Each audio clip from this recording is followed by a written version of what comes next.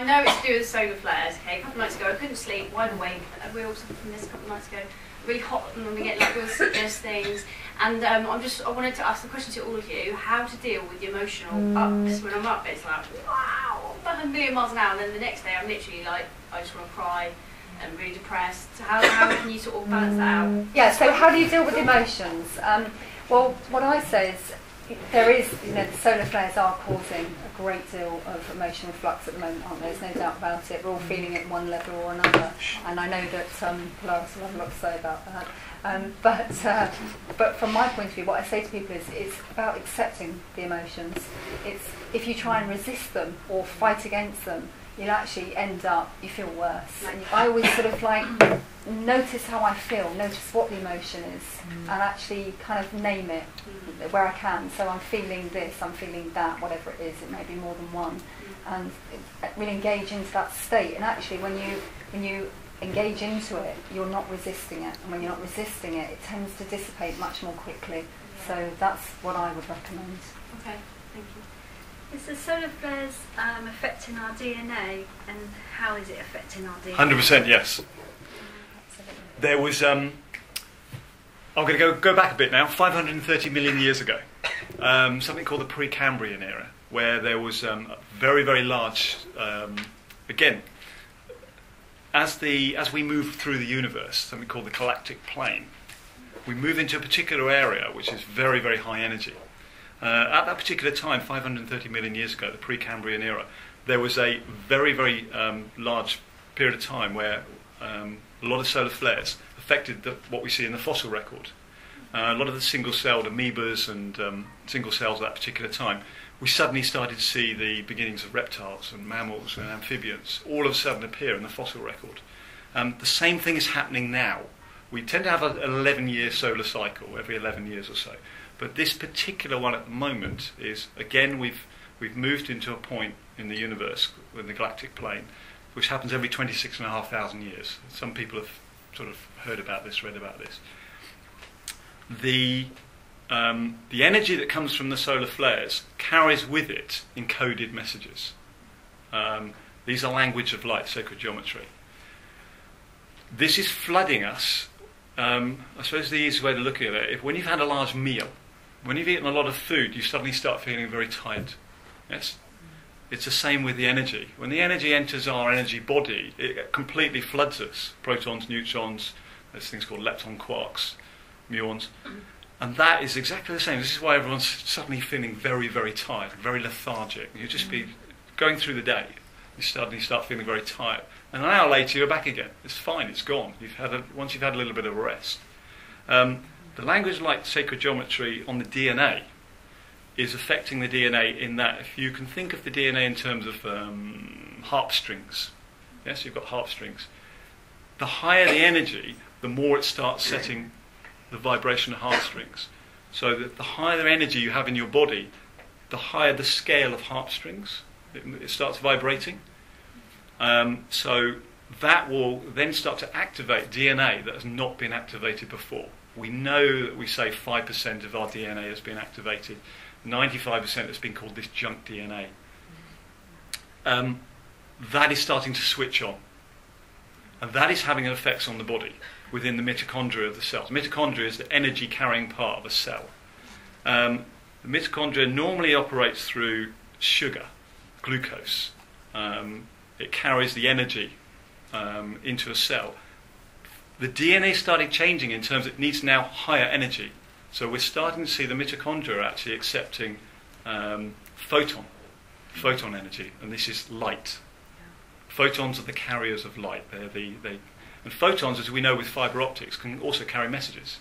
It's how we're starting to see in our broadband and So we're finding that our nerve cells as well, instead of being electrochemical and with a passing on of electrical, is starting to use photons. So our cells are physically changing towards accepting light. Much the same way as if we think of photosynthesis in plants, where it converts light into sugar. So in answer to that, yes, our DNA. Will it change our physical? What would it change? What would it bring about eventually? It will bring about a and I've written about this in some detail, that it's bringing through the light body. It's bringing about a change in our body where it's aligning. These cells are starting to align the cells in the body in a crystalline matrix. So we're moving away from electricity being the main way of transmitting messages up and down the body through our nerve cells towards a crystalline matrix. That will start to move away from carbon, which is the base at the moment, towards silicates.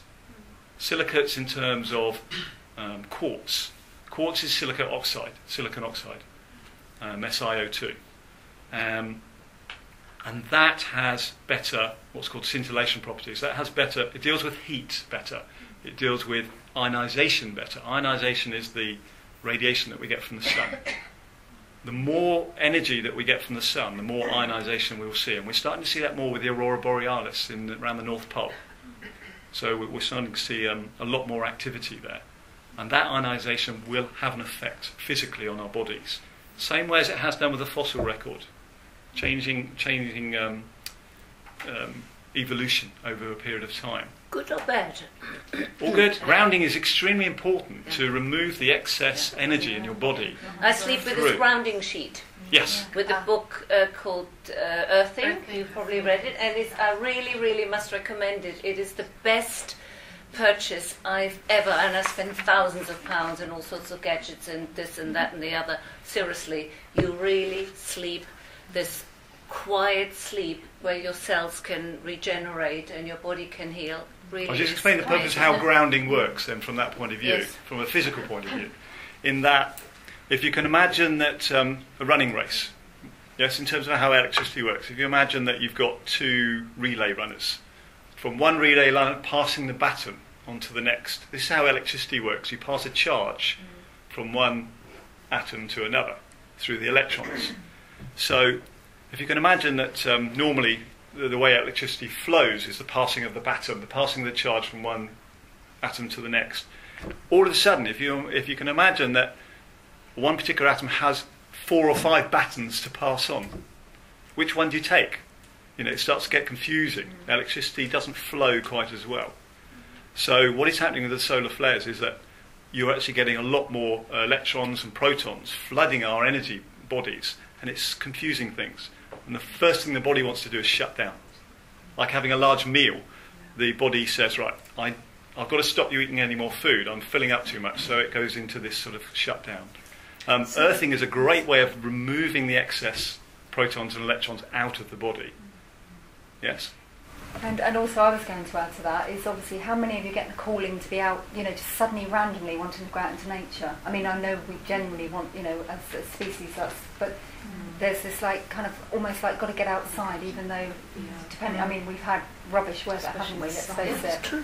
But we get this calling to want to go out, and that in itself, I feel, is part of that process because it's the grounding, and it's, when you were talking earlier on about all the different crystalline, bodies and that sort of thing. It's a bit how I would describe it is if you pick up this glass and tap it or something, it's kind of a bit dense and not good. If I put a crystal and you tap it, it's got a beautiful resonance, and that's what we're becoming. We're becoming more into the light bodies, and the resonance of us is becoming lighter and finer and more beautiful, basically. And with that, the diet as well. Yeah, I was going to say that not everyone is feeling tired. We do experience these changes subjectively and differently, and some people are feeling very energised. A lot of people are feeling what this lady said, is it Jessica, about this swing between this high and then low. And coming back to your question, which is related, it's actually part of the process to feel that way. A lot of people will think that when they feel low, or they feel ill, or they feel bad, that they've somehow done something wrong and they're not on their spiritual path anymore. And that's not the case. It's okay to have an off day. It's okay to take a day off from your spiritual path. Not only is it okay, it's very much required, because we need to have time to be internal. Like Jessica said, go out in nature, take a sea salt bath, go and have a massage, or simply just veg out in front of the TV. And like you said, the diet is important here, because if you are not aligning with the foods you're eating, the body is having a tougher time raising the cellular frequency into the light body. So the higher the frequency of the food, the more you're helping this transition. So that's important. Just wanting to come back to light, because DNA holds the photons. So does that mean that there are more photons being held or released, would you say? More photons being held or released? Yeah. How? Oh. Because from Pop, there's a scientist called Pop who did all the research into light actually being stored by the DNA and then released at intervals. And okay. I just wondered if we were being flooded more with photons. Well, if we have a look at how energy comes in and affects the cells and how it holds it within the body, if you have high quantities of energy that enter into a cell nucleus, a cell structure, there's something called valence bands. These are where electrons create an orbit around the nucleus of the cell. Yeah. If you've got higher energy affecting those electrons, they move away from the nucleus. Right. Okay. Now they want to go back. They want to go back to their home, where they were before. The way they do that is to release the energy. And we get that in terms of these hot and cold flushes. We suddenly get very hot because all our cells are releasing. Part of that releasing the energy is given off in the form of a photon. Right, so it gives off the energy, and then the electron transfers back to its valence band, its energy band around the nucleus of the cell. So it's that process of giving off the photons that is going to create the light body. So it can be proved. It's scientific. It just hasn't been seen before in how a carbon life form works, but it already exists in terms of fifth dimensional entities, beings from other planets. They already exist in terms of light bodies. Sirians and Pleiadians have gone through this process. All that's happening is humans are doing the same thing now.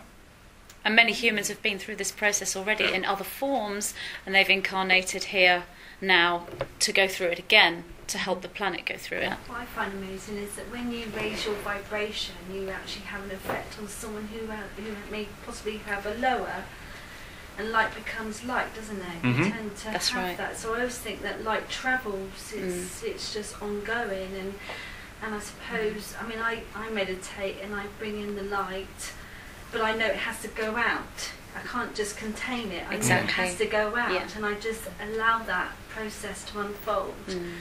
And I find that it has a really positive effect, because I worked at Sainsbury's on a checkout, and someone in front of me would say that they've had terrible customers, really negative, they don't know what's going on, and yet I'd be in front of them and I'd have lovely customers, and I'm having a completely different reality.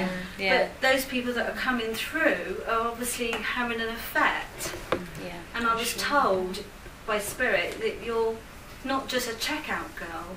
No, that's right. That's right. There's things going on behind the scenes. That's but fantastic. your personality doesn't have to get involved in that. I'll just be Angela with my badge, pulling through, the baked beans.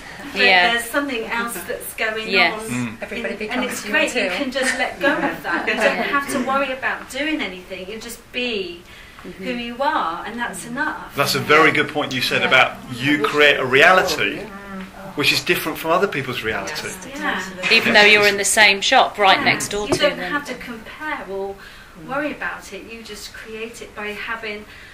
what I used to do is I used to initiate a good feeling.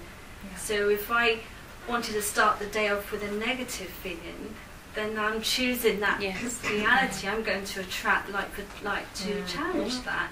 Because everything has to be brought into the light, so it's going to challenge you to bring back into that equilibrium. As a whole, isn't it? Because we're all connected. And you have a helping hand in this process, because you said that you speak to your spirit guide or spirit or whatever entity that you have with you.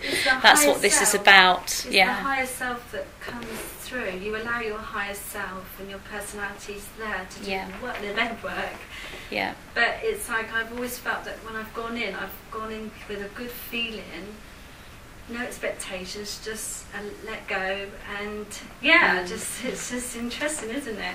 If you can connect with your higher self, that higher self aspect, however it presents, will guide you through this process.